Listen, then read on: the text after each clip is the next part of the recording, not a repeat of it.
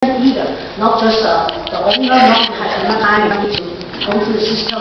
We're not in the evicting business. We're in the housing provider. We need the government to support, to help us to provide more housing for the poor people. We are the working class too. I'm a homeowner. I still work 3 jobs. We do need the government support for either side. Cannot just say one policy. Thank you very much for your time. Thank you for your testimony. Next speaker, please. Hi, my name is Sharon Williams, and I'm 67 years old. I'm retired. I'm still working to support my family. I have one unit. Well, it's triplex that I own.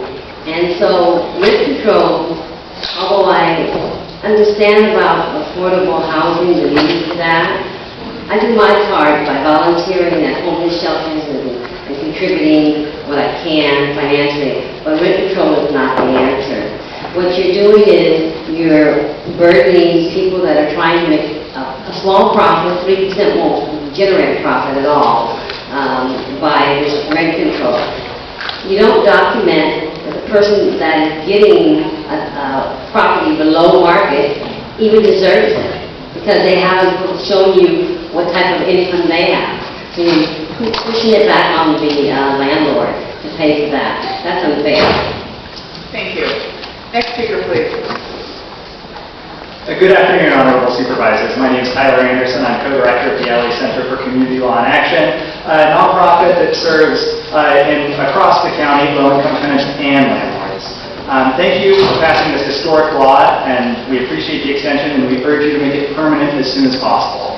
As you will recall, last time I spoke to you, I talked about the Bustamante family at 9412 Carmelia Avenue, unincorporated District 2 in Florence Firestone, who are not protected by this law because it wasn't passed quickly enough or as an urgency ordinance. That family became homeless, and you heard from them earlier today. I wanted to thank you for extending this just cause provision and talk to you today about the Hilda Mendoza family in East LA, unincorporated District 1, who, because of the extension of the law, will be protected. Next time I talk to you, I won't be explaining how they became homeless. Thank you so much. Thank you. Next speaker, please. Honorable Supervisors, my name is Tim Riley, representing the Marina Del Rey Lessees Association. The Marina is a prime example of why the one-size-fits-all approach does not work. The county's own data suggests very strongly that the average household renting in Marina Del Rey, which are, by the way, renters by choice, have an income of more than $100,000 per year, and that over 80% of these households are paying less than 30% of their income on market rate units. Therefore, they are not housing cost burden. They are not your target audience. I would suggest that, again, you take more time to commit to the hard effort required to build a consensus and to forge a common sense and effective public policy approach to dealing with the rent control issue going forward. Thank you very much for your time. Thank you. Next speaker, please. Yes, my name is Hakeem Wahid. I just want to throw you all a little bit of information about this rent control stuff. One, business of real estate is in for a whole year. I'm going to throw you a little proposal like this. You take all the homeless and move them to hotels. You take all the hotels and move them to apartments. You take all the apartments and move them to houses, and you get the houses to the new houses and everything like that. See if that works for you. Okay, next speaker, please. First of all, thank you for all the relentless work and research you've all been doing. My name is Cynthia Macias, and I am the board president for Housing Long Beach. Long Beach recently passed a measure to teach and mitigate displacement following LA County's actions from last fall. We, the city of Long Beach, now need to take one more step and again fellow Los Angeles County's leadership by placing a moratorium on evictions and rent increases until the policy can be put into place. Landlords should not profit from other people's misery. If no landlords want to evict tenants, why do I have over 50 families that are being displaced right now? Thank you. Thank you. Next speaker, please. Buenas tardes, mi nombre es Verónica Castillo y estoy aquí para pedirles, por favor, incorporen estas áreas que no están en el Good afternoon. My name is Veronica Castillo, and I'm here to please make this a permanent renters for the unincorporated areas. Ya que yo soy una persona afectada por tener control de renta. Just only because I am an affected individual who live in an unincorporated area, there is no rent control. Ya que para el año que viene mi renta aumentaría a 2.800 y 1.200 que pago ahora. Next year, I'm estimating that my rent will go up $200. I now pay $935. Es por eso que suplico a ustedes incorporen estas áreas y de ambiente permanente. This is why I'm asking you to make this a permanent rent control. Thank you. Thank you. Next speaker, please. En los voces de los sordos, ya saben lo que va a decir. Que nosotros estamos en los pagos de estos cabrones. ¿Y por qué? Porque la señora Huevo Aller, una promesía, dice, the Promise Act, H.R. 6, is more important than your welfare and rent. Roybal Allard's promise doesn't support any one of you. Because like myself a wetback, I get no action or satisfaction. I work just as hard as any one of you. And all I get in the end is a big screw up my ass by just the rest of you. So 42 USC 1983, fuck you! Next speaker, please. Representative, I'm on the Director of Policy for Congress of Racial Equality in California. We spent 172 years fighting for civil justice. Never took a penny outside money, and I'm sitting here having two homeless people sitting next to me, and I've been to this agency where we could have put the contractor to build them for $45,000, we could have put 30,000 or 57,000 homeless off the street, not the 3,362 you brag about. There should be no need for rent control, except this greedy, trash, corrupt world we live in, in which you help these people get put on the street. How many of my friends' property have you taken home? At 85 years old yet. Put him on the street. This lady here comes in. I don't believe everything she says and stuff, and I don't like some of it. But damn, you should listen to her. She lives out there. When she tells them that they're peeing on her, tin on her stuff, it's real. Thank you. Two county decorated thieves, Supervisors Kuehl and Solis. You are irreparable and unpatriotic, deplorable, and unconstitutional leadership has put legal law-abiding citizens and our beloved United States military veterans on the streets and homeless. And you kindly contributed to massive poverty, homelessness, and high crimes in Los Angeles County. Thanks to your unethical, corrupt, and wheeling and dealing, you once again unlawfully helped subsidize all these filthy, nasty, nosy, violent, Chandra, Latino, wetbacks, and gangbangers who breed crimes everywhere they go. So I say no to extension, no to temporarily limit rent increases to all these Chandra, wetbacks, and gangbangers. Why their rent and evict all these motherfuckers? Deport them. Public safety must be restored.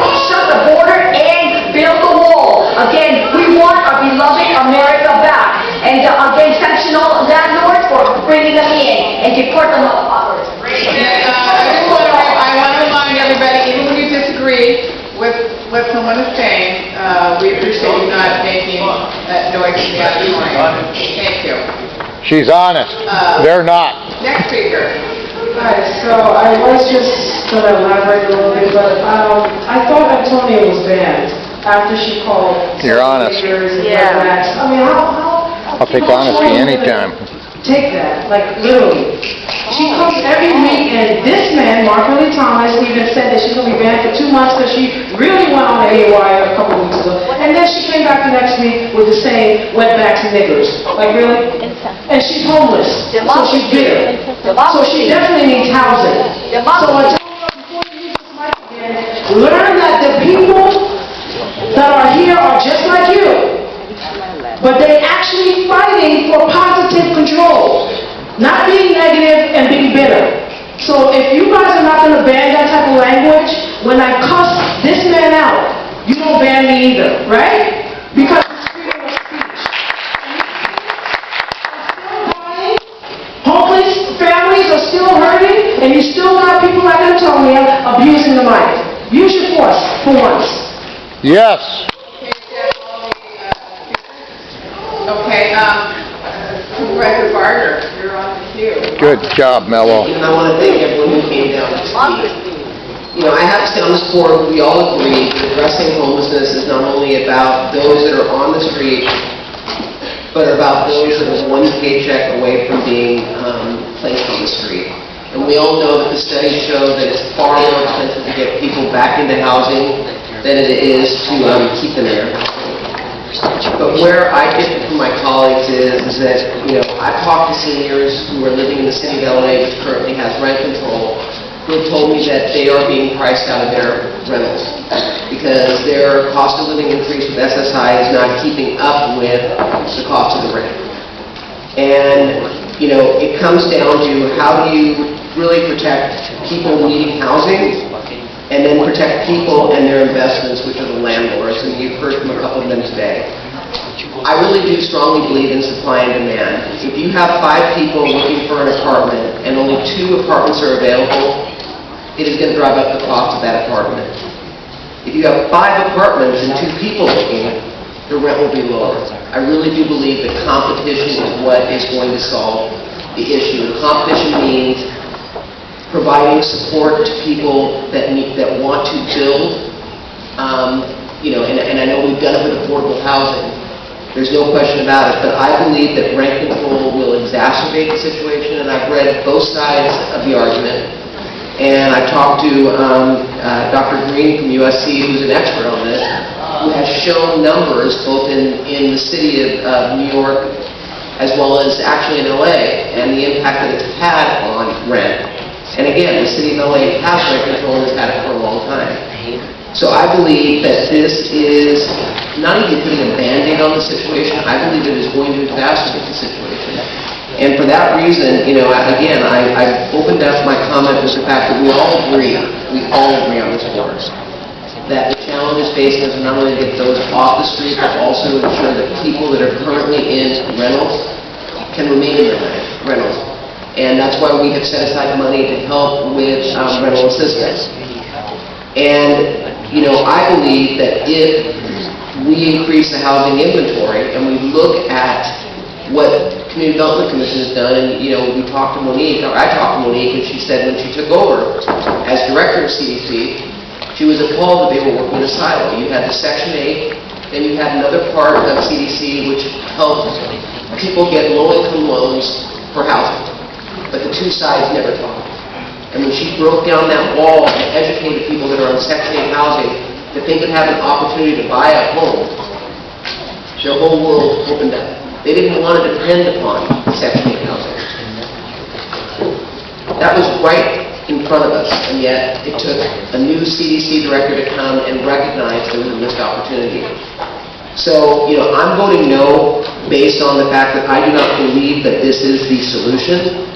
I believe that we as a board have a vision to address homelessness with Measure H and working with low-income housing and developers. And I just think that this is not the right way to go. So with that, you know, with all due respect, I respectfully disagree. I understand the votes are there. But I believe, and I'm doing it up in the Antelope Valley, that I'm going to encourage more affordable housing so that there is a supply and demand, and so that when you've got a landlord, he's got many people wanting a room and only one room versus nobody knocking on his door. If he wants to rent it out, I want it to be the latter. I want it to be where you've got people that can demand that the rent be affordable based on the fact that they've got choices. Right now, they don't. And I think that is really, for me, the bottom line. So thank you. And I, too, want to thank everyone who has come down here today to voice their beliefs and concerns.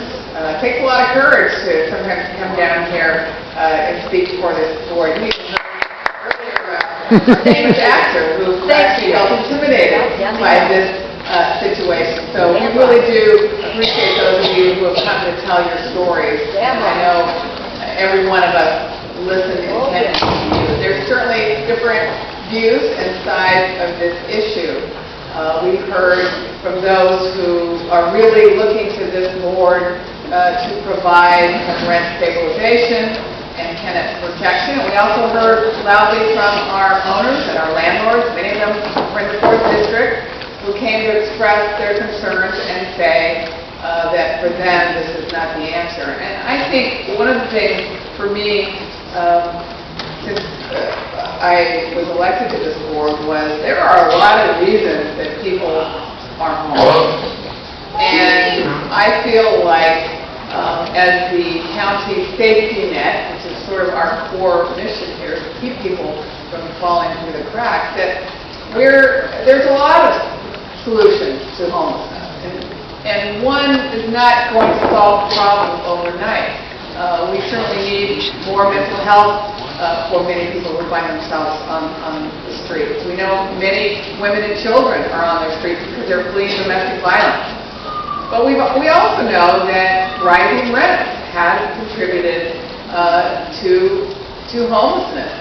There's a study that says a 5% increase in rent in Los Angeles would result in an additional 2,000 residents falling into homelessness.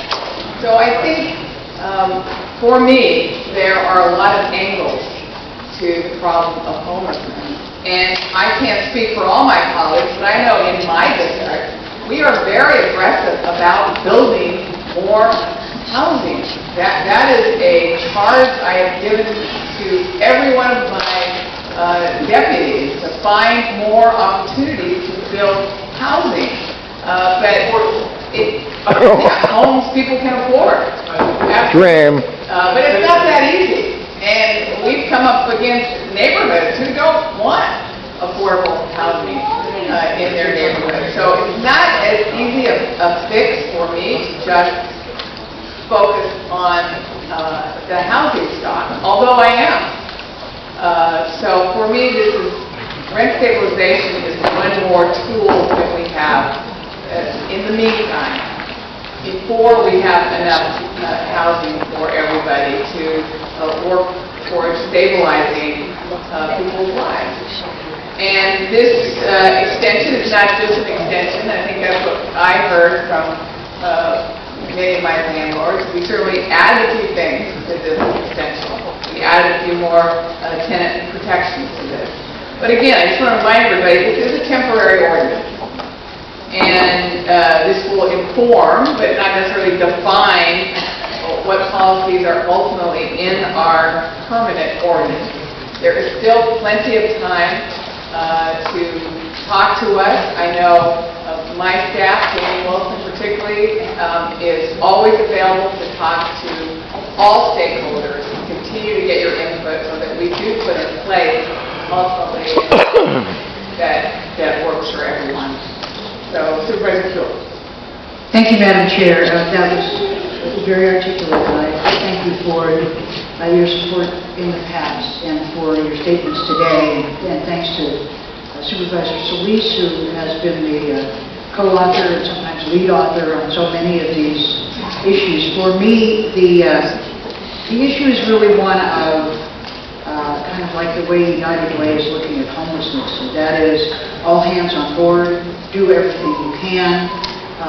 We first thought that the answer to homelessness was permanent supportive housing, and so we weren't focusing on shelter or temporary housing. And then we said, oops, there's still an awful lot of people on the street. This issue of the cost of rental housing in LA, you may have noticed it's an unusually collegial board. We like each other, we respect each other, and we often, when we don't, we say with all due respect. So I want to say with all due respect, and I am not just saying due respect, with all respect to you, Supervisor Barger, I deeply disagree with the way you see this issue. First of all, the definition of affordable housing varies greatly from jurisdiction to jurisdiction. In many places, housing is considered affordable if it is at the mean or just below the mean rent level. And so as rents go up and rents go up and rents go up, affordable housing is also defined higher and higher and higher. So this has been kind of part of the problem, where the county builds housing and says, we mean by affordable a percentage of your income, whatever it is, and we can say it because we own it. Very different from many of the agreements into which we enter developers.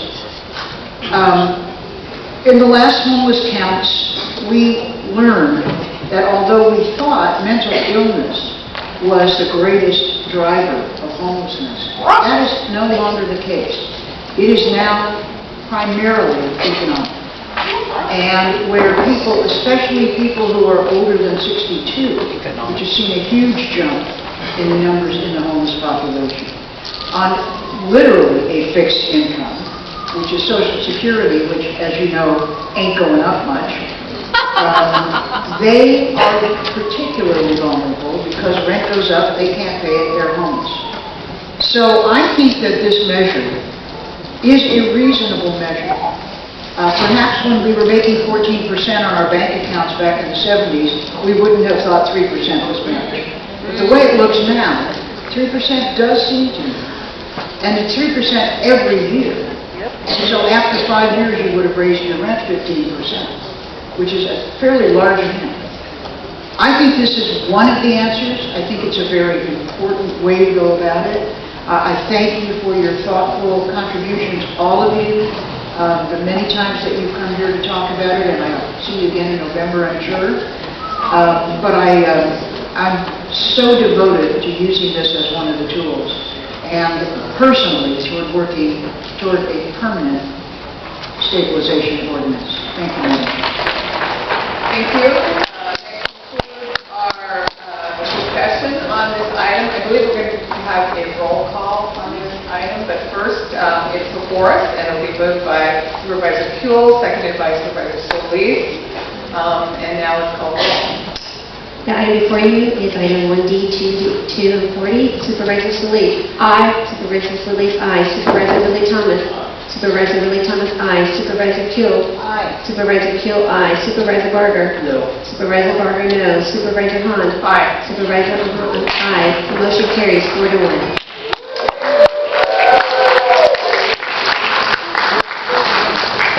Okay, now, again, if you're going to leave, because your item's already heard, make sure that you leave in a quiet manner because our meeting is still going on, and we're now on item 8. Thank you very much. Item 8, it was held by Supervisor Barger, and would you like to make some remarks? Employment innovations to link homeless individuals to jobs. Yes, I would. First, I would like to thank Supervisor Sheila Kuehl, with respect, for co-authoring this motion with Mello. Your leadership on this issue has been integral in the successes that we've seen so far since the implementation of Measure H. We are still in the midst of building our county's coordinated entry system. There are lessons being learned every day on how to better empower our providers and cities as partners in these efforts. We are still exploring best practices to construct supportive housing in a way that makes sense to every resident in this county. One thing we have absolutely learned is that our system works hard to serve the most vulnerable among us. Those individuals who, without our support, would likely die on the street. We prioritize these individuals, connecting them with intensive supportive services and housing as quickly as we can. This means there's often a population of less acute individuals who wait an extremely long time for connection to our finite amount of resources.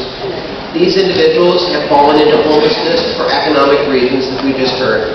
According to our 2018 point on time count, 10,000 people fell into homelessness for the first time.